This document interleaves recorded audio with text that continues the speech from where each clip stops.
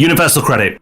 As a property investor, even if your tenants don't use it, it's really important to understand because at some point they may, especially if the economy takes a dip or things become a little bit more unstable.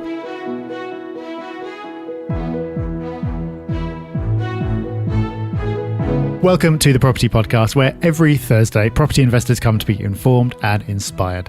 Today, we've got one of our most popular ever Property Podcast guests back on the show, talking us through a very timely and important subject, which, if you're like most investors, you won't know nearly enough about. And as if that weren't enough, stick around to the end because we've got a resource that will help you keep your kids quiet and do something good. For our news story this week, the headline reads, Demand for stamp duty holiday to reignite housing market. Now, everyone loves a holiday, and property investors would really love a stamp duty holiday. Rob, can we get excited? Not quite yet. We've had a couple of messages about this week from people who are starting to get excited about it. But it's important to say, at the moment, this is not policy or anything close to it. This is just people saying that this is something that should be done. So a couple of weeks ago, RICS, the Royal Institute of Chartered Surveyors, put something out saying that for a period of time after lockdown restrictions are lifted, stamp duty should be taken out of the picture to encourage the market to come back to life. And this week, both Rightmove and Knight Frank have said something similar. Would be lovely if it happened, and it's not the most bonkers idea I've heard. We saw a few years ago when stamp duty was due to go up for investors. There was a massive spike in transactions with people trying to beat that increase. So it's possible that we could see the same thing again if stamp duty was removed temporarily just at the time when the market needs transactions most. So will it happen?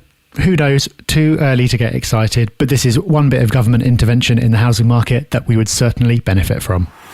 Just a quick heads up, the Property Hub magazine is now out. If you've missed it, do not panic because, for one, they come out every 2 months now, which is wonderful. And you can get them digitally. So if you want to subscribe, you won't miss out. You can get all the back copies online. The cover story is very timely right now, and it's how investors are adapting to the coronavirus.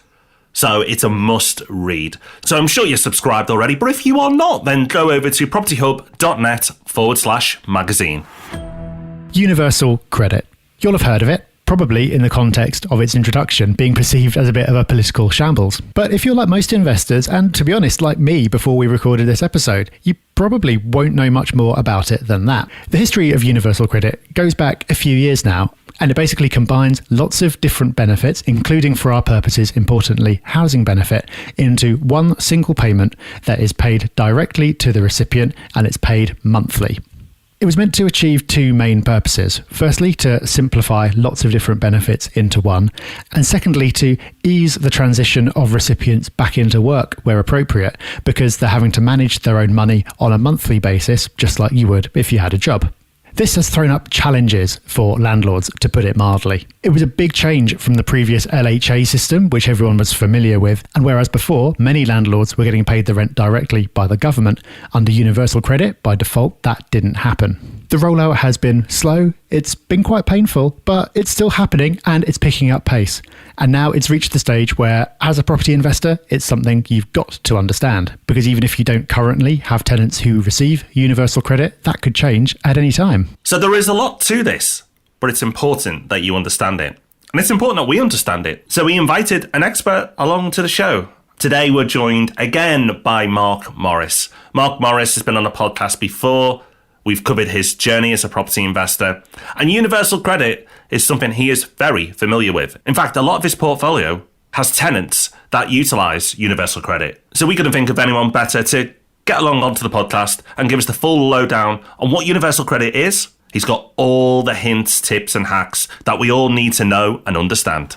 So Mark, welcome to the podcast. Thank you for your time. Let's start really simple. The obvious question there is, what actually is universal credit? Yeah, so universal credit took over 6 of the legacy benefits. So those were child tax credit, income support, income-based job seekers allowance, which people will know as JSA, income-related employment support allowance, which again is abbreviated to ESA, working tax credit, and the main one for landlords is housing benefit. What determines how much universal credit someone gets? Is it always going to cover all of their rent? No, it won't always cover the rent. So from a housing element, the rent will be based on the number of rooms that they will require from the household. So for instance, if they're a couple, they will get a 1-bedroom rate. If they're a couple with a child, they'll get a 2-bedroom rate, and then so on and so on, up to a maximum of 4 bedrooms. It really does depend on the family makeup and the local housing allowance. So people who are entitled to help with paying their rent will get universal credit, but they're not all on universal credit. Is that right? Because it's still being rolled out. It seems like it's been being rolled out for ages, but it's still going. Well, originally, I think it was supposed to be rolled out by 2019, and the last update we had was that it was going to not be rolled out now fully till 2024. So where we are at the moment, at the end of 2019, I think we're around approximately 3 million universal credit claimants, whereas I think by full rollout, they're talking around, there should be 6 to 7 million. Okay. But interestingly enough, within the last 6 weeks, since the coronavirus, they've had 1 million new claimants, which has put quite a bit of a strain on the DWP systems. Yeah, if it's taken this many years to get to 3 million, an extra million in a week is going to put strain on it. Yeah. It's going to be interesting to watch. So what kind of proportion of your own properties where you were getting LHA, what proportion of those are you now getting universal credit for? I'd probably say a third now on universal credit. And that started probably around 2 years ago. The problem I had was that 2 years ago, although I knew universal credit was coming, I just buried my head in the sand. Other things were more important as we're all busy. And suddenly I found probably I had 4 or 5 tenants on universal credit very quickly. And I didn't understand the process. I didn't really understand how to engage DWP. And probably within a few months, I found myself, I think, over £6,000 in rent arrears. It was really, really hard times. So after that, I just made it my mission to understand everything I could about universal credit. And I can honestly say now that my universal credit tenants run pretty smoothly. So now you're at the point where it's no worse from your perspective than LHA was? No. How did those arrears build up? Did it happen straight away? We call it the claim journey, but there's a lot of information that tenants need to provide. And what I was finding was that for whatever reason, DWP hadn't received all the information they needed, so the claim was delayed. But I think the main thing for me was that I didn't understand the process and I didn't understand how to engage correctly with DWP. It sounds like this isn't something you can just kind of let happen. It sounds like, rightly or wrongly, as a landlord, in order to get paid on time, you need to be actively involved in this process from the start, rather than letting someone just say, oh yeah, I get universal credit, so I'll pay that to you. That's presumably is going to be a way of getting into trouble. Yeah, definitely. It's a partnership now. To understand the process, there are a lot of information they need to provide. As a landlord, we can help them provide that information. It is a lot of hand-holding. You talked about the journey a couple of times now, so maybe we should go on that journey and go through how the process actually works, because I don't know, most people listening won't know. So from the start, what it looks like from the moment that you start engaging with an applicant who is entitled to universal credit.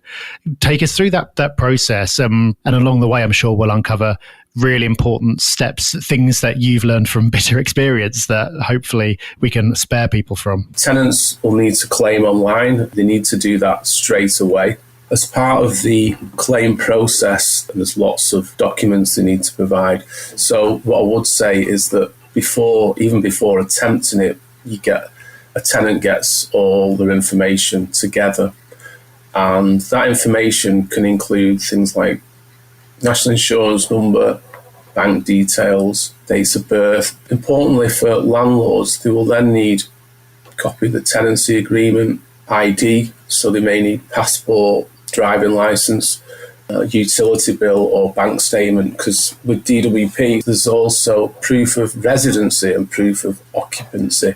So a tenancy agreement isn't enough. They need to provide the utility bill, bank statement to prove that the tenant lives there. Would the tenant have moved in by the point that you start this process of applying online? Yeah, so they can only apply on signing of the tenancy agreement. It sounds like a bit of a risk, because you've moved them in, and then is it ever the case that they're not eligible and they thought they were? Well, there is always that possibility. I think as a landlord, you just got to really ask the right questions. I mean, they may not at that point know exactly how much they're going to get. They may be receiving some income or have some savings from somewhere, which could affect their standard allowance. So they've got all that documentation together, gone to the interview with the work coach, assuming they can. Well, what happens next? So this is a key thing. If they've provided all the correct information, after 5 weeks, they will get paid their first universal credit payment. So it's always paid in arrears, as housing benefit was. It's paid monthly. So on that 5th week, they'll be paid their standard allowance plus their housing element, and that'll come straight to their bank account. And effectively, going forward, that will be their payment date. So from a landlord's point of view, we need to make sure that they're putting in regular payment, standing order, online payment, to make sure that the rent's paid on that day, because they will know the date that they will get paid. From a landlord's point of view, normally you'll obviously take a month's rent up front, and the rent due date will be the date of the month that move-in took place. So in this situation, it sounds like the date they moved in isn't necessarily going to line up with the date that you expect the rent from them. Is that right? So effectively what will happen is if they move in on the 1st of June, the tenant won't get paid probably till around between the 4th and the 7th of July. That'll be the first payment. So yeah, I mean, landlords do have to take that into consideration. They will have 5 weeks where they won't get paid. And I think there's been a lot of media coverage around that, because it has been quite tough for tenants, with that 5-week period. So they have introduced some assistance. There is a payment, what's called a universal advance payment, which effectively means they can take that whole payment straight away. So what they will get in 5 weeks, they can take that whole payment straight away. It's effectively a 12-month loan, and the loan will be repaid over 12 months, and it'll be taken from their ongoing allowance. So they can get an advance payment, which for me, if a tenant claimant has some important bills to pay or rent, to enable them not to go into rent arrears, and it's well worth taking. They don't have to take the full amount if they don't want to. So, and as I say, it is paid back over 12 months interest free. A lot of claimants have been using that, but I think the issue is that some of the claimants they've been taking the money but not using it necessarily to pay bills. Again, it's really key though that the landlord is working with the tenant and understands where things are up to. Yeah, especially if you're at the point where you are now, where you're experienced with this. A tenant might be claiming it for the first time, so you're going to know a lot more about it than they are. It's in your interest and their interest for you to take control of that process and help them out. It's just really key that landlords just get involved, because I think a lot of landlords they don't really want to understand the process and just hope it'll work itself out. But I think you will find issues if you don't understand the process and help the tenant and just support them. Now, we need to talk about direct payment, because I know that a lot of landlords who'd previously been getting LHA found a way that they could get paid the rent direct. But when Universal Credit was brought in, that wasn't the case. So by default, it gets paid to the claimant, and then they have to pass the rent element on to you. But I believe that there is a way potentially of getting paid the rent direct, isn't there? There's a couple of ways that a landlord can get paid direct. If the tenant is 2 months in arrears, the landlord can request direct payment. Also, if the tenant is experiencing issues, now that may be drug abuse, debt problems, previous arrears, a landlord can request a direct payment from DWP. Again, this is another reason why it's really key that landlords work with tenants, because it's always better that if a tenant is going to DWP saying, I don't want to be paid direct because I have these issues, rather than a landlord trying to speak to the DWP to say, look, these issues are there, can we please get paid direct? If the tenant is upfront from the outset with any issues they have. And if you as a landlord want to speak to the DWP or need to, can you do that? You can. If you actually have a direct payment in place, the DWP will answer any questions around amounts and when it's going to be paid. They won't give any other personal information out. But if you're not currently getting a direct payment, it can be problematic speaking to DWP. However, if you get explicit consent from your tenant, you will be able to speak to DWP. So, but that explicit consent is key if you don't currently have a direct payment. Is that something you'd insist on the tenant putting in place for you? It has to be quite specific, and it's over a time period. So tenant can't just go to the DWP and say, I want to tell the landlord everything about my claim. Okay, so direct payment is possible under some circumstances. If you're not getting paid direct and you're relying on the tenant to pass the rent on to you, is there anything that you can do to maximise the chances of actually getting the rent passed over to you? A couple of things. As part of credit unions, they're called jam jar accounts, which effectively, as soon as the payment hits a tenant's account, it silos certain payments and then pays automatically direct to either landlords if it's certain bills. So they may have a silo of rent, bills, and as soon as it hits the account, it's automatically paid out. So a number of credit unions operate that, which a number of landlords I know do use that. And you can obviously request that as part of the tenancy agreement. But the good thing is, if the tenant happens to cancel it, you will be notified of that. There are a lot of people who are currently not receiving universal credit, but might soon be for the first time. There's the managed migration that you talked about, where people are going to get moved over the coming years. We'll talk about that hopefully in a bit. But there's also a lot of people who we mentioned earlier have been applying for universal credit for the first time as a result of coronavirus and potentially losing their job or having their hours cut back. So if someone who's listening has got a tenant already who loses their job and starts claiming universal credit, what kind of advice could you give to that landlord to help their tenant and also maximise their chances of not having rent arrears? So the advice is claim online as soon as they unfortunately lose the job. Make sure that the tenant knows to get all the information they need together. So any savings, outgoings, tenancy agreements, any copies of bills, just assist them in that way. If they do have rent arrears, they can look to request what we call an APA, an online payment. The other thing is to make them aware of the universal credit advance payment. That advance payment, which is really important. There was something else you mentioned there as well to help if rent arrears had built up. Did you say it was an APA? If the tenant is already 2 months in arrears or is actually continually underpaid and over a number of months and is 1 month in arrears, a landlord can request that payments that is paid direct straight away. And that's done through what we call a UC47, which can be, it's a form which you download from the gov.uk website. And does that then make up all of the arrears? That will just mean that going forward, the housing element will be paid direct to the landlord. Right. There is also something that is probably a good point to actually discuss. It's called third-party payments, which is all around rent arrears. As part of the UC47 form, which will request direct payment to landlords, if the tenant is 2 months in arrears, you can also request what we call third-party payments, which is effectively a payment towards the current rent arrears. Mm-hmm. As I say, they do have to be 2 months in arrears to request this.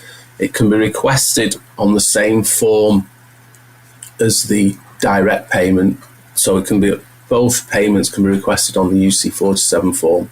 This is all getting very complicated. It started out sounding fairly straightforward. Okay, well, you get all the information together and you apply, and 5 weeks later you get your money, all good. And then as you go on, there's all these other wrinkles to it and things you need to know. Thankfully, there is help available to landlords, and there are resources out there, which we'll talk about just before the end. Before we do, though, I think it's worth talking about the other stream by which people might end up coming into contact with this, because there are people who have started claiming who otherwise wouldn't have done as a result of the fallout from coronavirus. But there's also this ongoing rollout that we were talking about earlier that maybe one day will eventually be finished. What does that program look like, and how do you know if tenants of yours are going to start falling under the scope of universal credit? When claimants move over by a change of circumstances, that's called natural migration.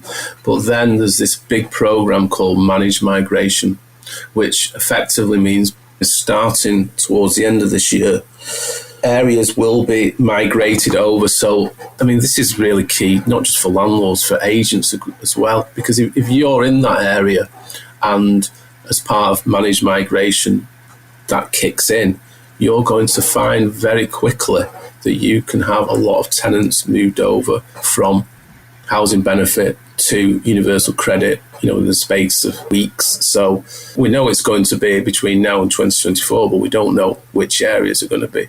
So how can landlords keep informed, be knowledgeable about what's going on, and get help if they need it when they're navigating through the process? There are a number of ways to get help. I mean, there's a really good subscription service called UC Advice. That's run by Bill Irvine.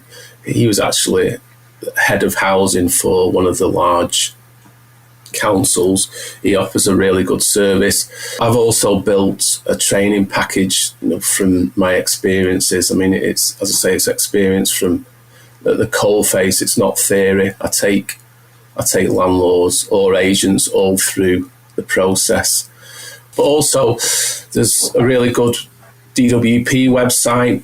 I've actually, on LinkedIn, all those DWP websites are available. There's a really helpful video. There's also a newsletter that comes out every month. So, yeah, the DWP have got some really good information. So DWP are working with landlords. There's still a way to go. There are certain processes that need tweaks, which is happening, but they are certainly trying to help landlords now in any way they can. Sounds like some good resources then. We'll make sure we link all of that up in the show notes for this episode. The public perception, at least, is that the introduction of universal credit has been a bit rocky. And it sounds like from your experience with it as well, you kind of got off to a rough start. But what do you think the future looks like for universal credit? How do you think it's all going to pan out? You didn't have a choice, but for someone who's not a landlord yet, but looking to get into it, should they feel confident about dealing with universal credit, or should they try and stay away from that market altogether?